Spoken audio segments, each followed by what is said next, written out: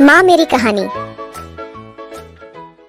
हाँ चलो चलो, वे सब के सब मोची के घर की तरफ निकल पड़े। मोची अपने खेतों में काम कर रहा था। उसने सभी डकैतों को अपने घर की तरफ आते हुए देख लिया। मोची जल्दी से अपने घर में गया और अपनी पत्नी से बोला, अरे भाग्यवान, मेरी बात ध्यान से सुनो।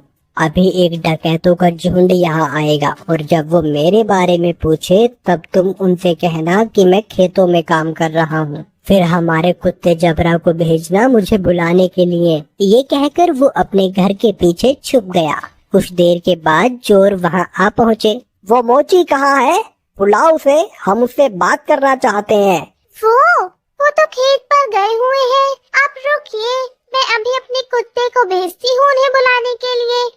जबरा, पहले अपने मालिक के पास तो जाना और जाकर उनसे कहना कि कुछ लोग उनको बुलाने आए हैं। ये सब क्या है? क्या जबरा सचमुच तुम्हारे पति को यहाँ ले आएगा? जरूर, वो हर बात समझता है। जब वो खेत पर होते हैं और मुझे उनसे बात करनी होती है तो मैं बस जबरा को उनके पास भेज देती हूँ और जबरा मेरी बातें उन तक पहुँचा देता है। डकैत मोची की पत्नी से बात कर रहे थे, तभी मोची वहाँ आ पहुँचा। ओह डकैत भाई, आप आए हैं। जबरा ने मुझे बताया कि आप मुझसे कुछ बात करना चाहते हैं। हमें तुम्हारे इस घोड़े से कुछ नहीं मिला। तुमने हमें धोखा दिया, हमसे झूठ बोला। अरे आप कैसी बात कर रहे हैं? मुझे लगता है आपको कुछ तो गलतफहमी हुई है। आज जो कुछ भी मेरे पास है सब कुछ उस घोड़े की बदौलत ही है। अच्छा चलो ठीक है, हम तुम पर एक बार और विश्वास करते हैं, पर उसके बदले तुम्हें हमें ये कुत्ता भी बेचना होगा। अरे नहीं, बिल्कुल भी नहीं, मैं इस कुत्ते को तुम्हें नहीं बेच सकता। अरे चलो, हम इसके लिए तुम्हें 40 सोने के सिक्के देंगे। थोड़ा इनकार करने के बाद मोची सहमत हो गया कुत्ता बेचने के लिए।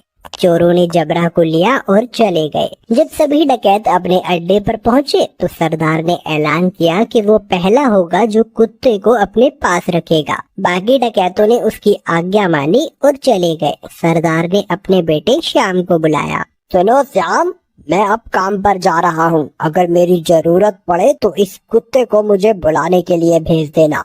जैसा आप कहो पिताजी। कुछ देर बाद एक डकैत को अपने सरदार से एक काम आन पड़ा। उसने श्याम के पास आकर सरदार को बुलाने के लिए कहा, आप रुकिए, मैं तुरंत उन्हें बुलावा भेजता हूँ। जबरा, जा और जाकर पिताजी से कहना कि कोई वहाँ आया है उनसे मिलने। जबरा सरदार के अड्डे से भागा और बजाय सरदार के पास जाने के वो सीधा मोची के पास गया।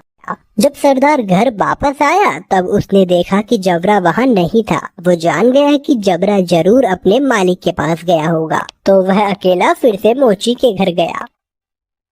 सुनो, क्या जबरा तुम्हारे पास आया हुआ है? हाँ, वो यहाँ आया है। मेरे ख्याल से उसे जरूर मेरी याद आ रही होगी। मेरी मानिए तो उसे थोड़ा सा समय दीजिए, अंत में वो आपको अपना मालिक स्वीकार करने ही लगेगा।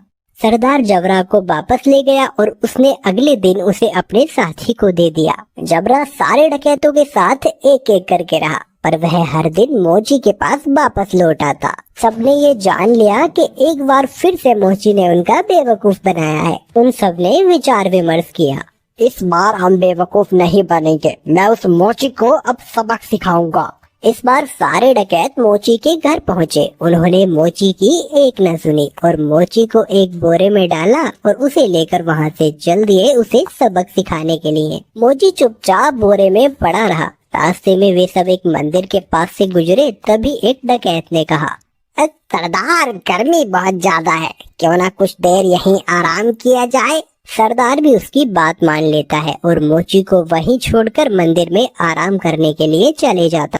सुअरों का एक झुंड वहां से गुजर रहा था और जब मोची ने सुअरों के झुंड की आवाज सुनी तो मोची को एक उपाय सूझा और उसने तेज आवाज में चिल्लाना शुरू किया, मैं ऐसा नहीं करूँगा, मैं ऐसा नहीं करूँगा, मुझे छोड़ दो, मुझे जाने दो।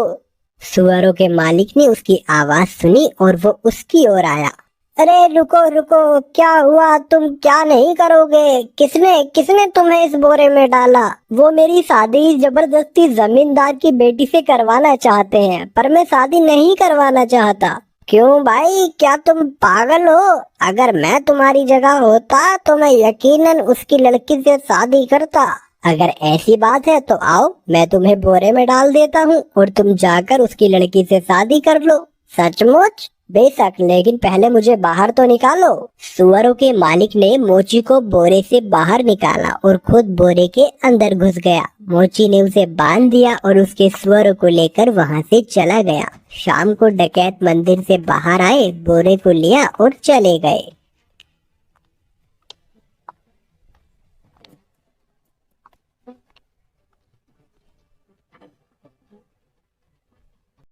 क्यों ना इस मोची को हम यहाँ इस कीचड़ में फेंक दें, ये इसे अच्छा सबक मिल जाएगा। डकैतों ने उसी कीचड़ में फेंक दिया और वहां से चले गए। वापस आते हुए उन्होंने मोची को सड़क पर देखा और वो हैरान रह गए। अरे तुम यहाँ कैसे पहुँचे? डकैत भाई, उस कीचड़ के नीचे एक जादू स्थान था और वहाँ बहुत सारा सोना था और बहुत सारे सुअर उस सोने की रखवाली किया करते थे। मैं इन सुअरों की मदद से वहाँ से वापस आया और कुछ सोना भी अपने लिए लेकर आया हूँ। अब फिर से वहीं जा रहा हूँ।